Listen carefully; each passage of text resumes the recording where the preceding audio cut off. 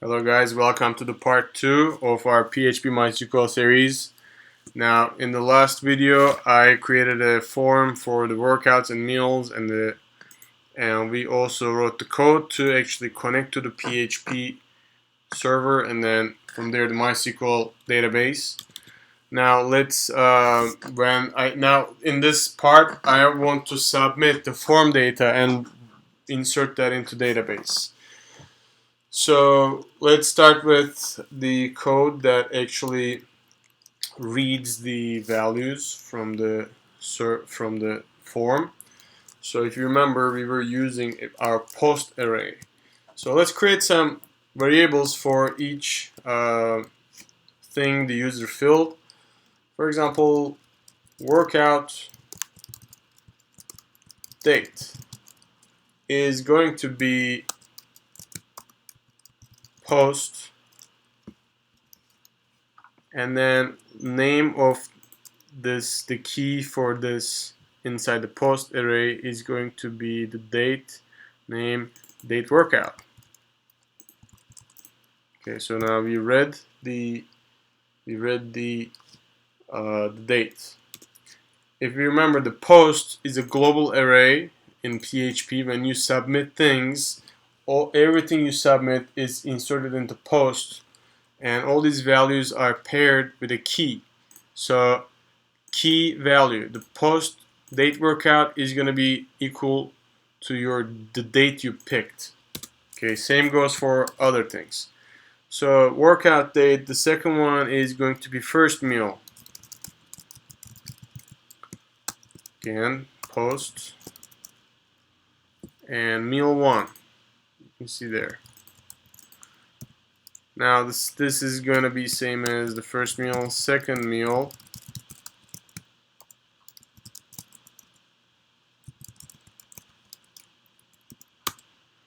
And then our resistance workout.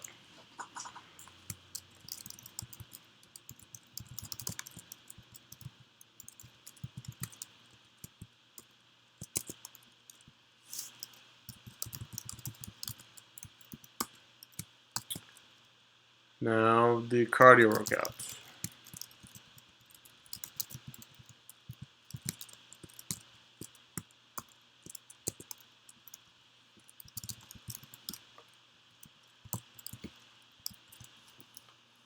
So when you actually click the submit button and submit this form, the PHP code is going to run because the action is pointing out to PHP fitness.php, and the post values will be assigned to these variables we created: workout date, first meal, and etc.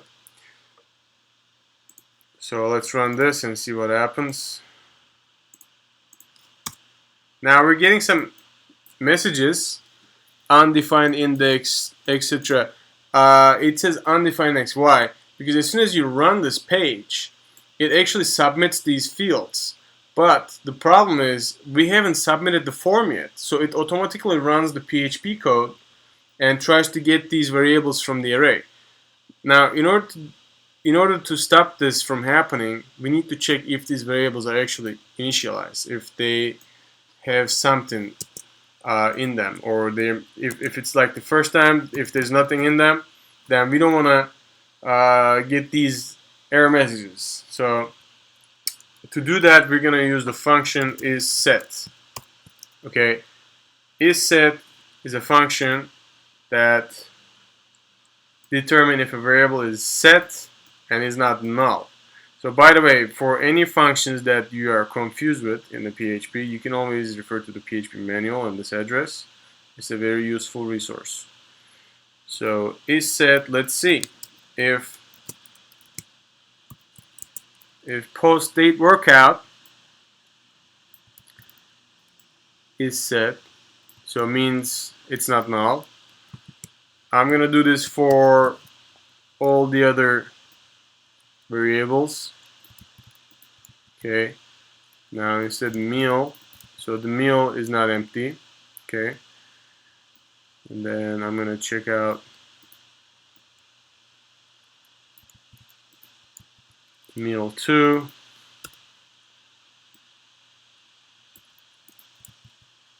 Then after that I will check resistance, and then finally I will check the cardio. If none of them are null, then I will assign these variables to my PHP variables that I created. Okay, let's see now. So far nothing happened. Now that we got our variables, we need to create a query.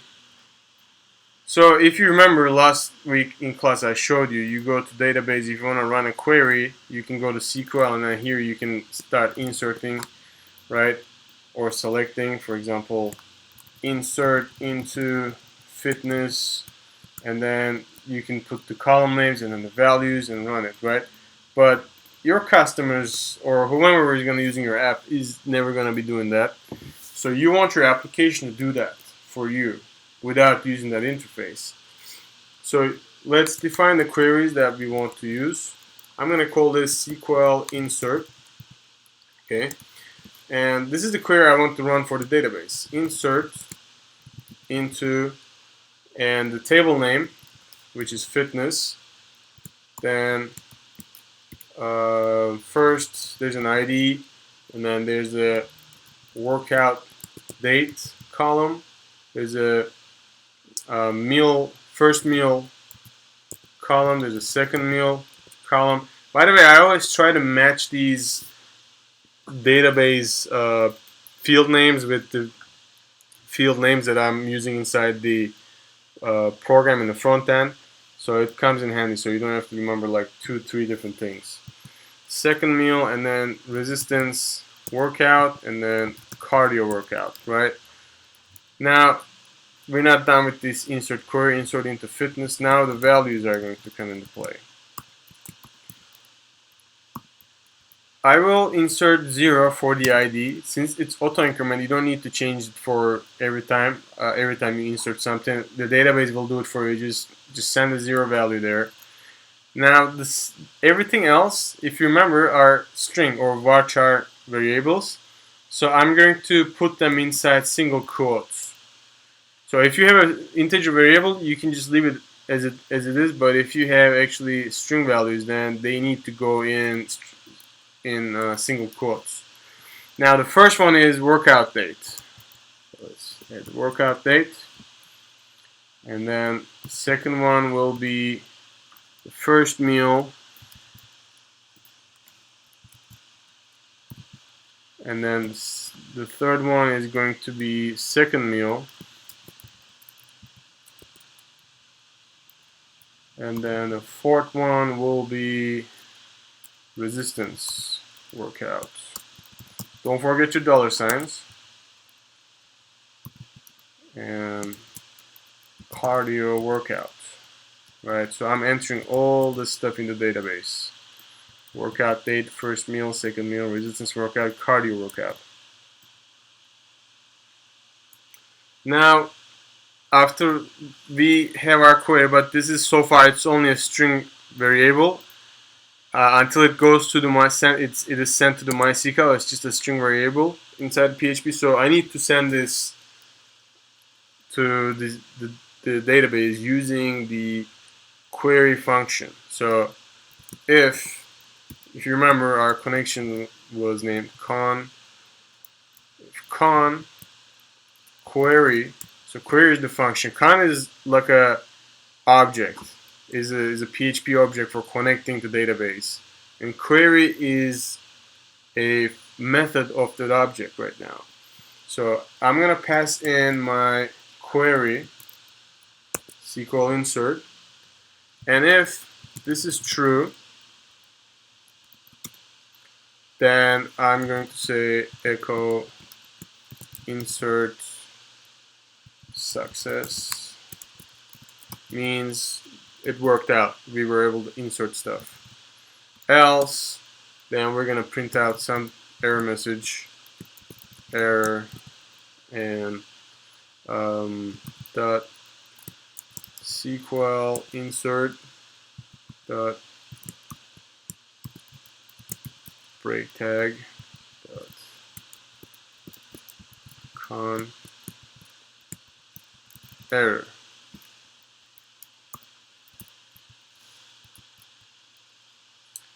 And at the end, once we're done with all the connections in with the database things, we need to close the connection using the con close method.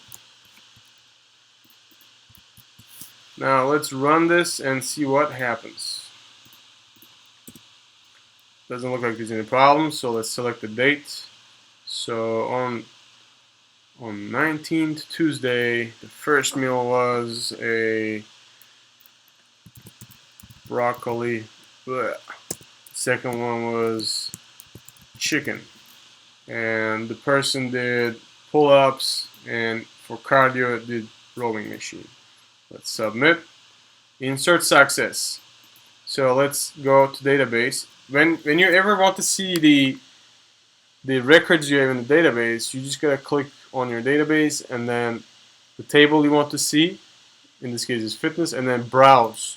Now if you look at the browse, you can see the values that I entered, right? So let's see one more. And on the next day, the person ate some Big Mac because the previous day was really nasty. And the second meal was pizza. He undid everything he did the previous day. And he did some elliptical because it was easier. Submit, insert success, and let's see, browse. See, this is the date, this is the new things we added. Now we're able to populate database.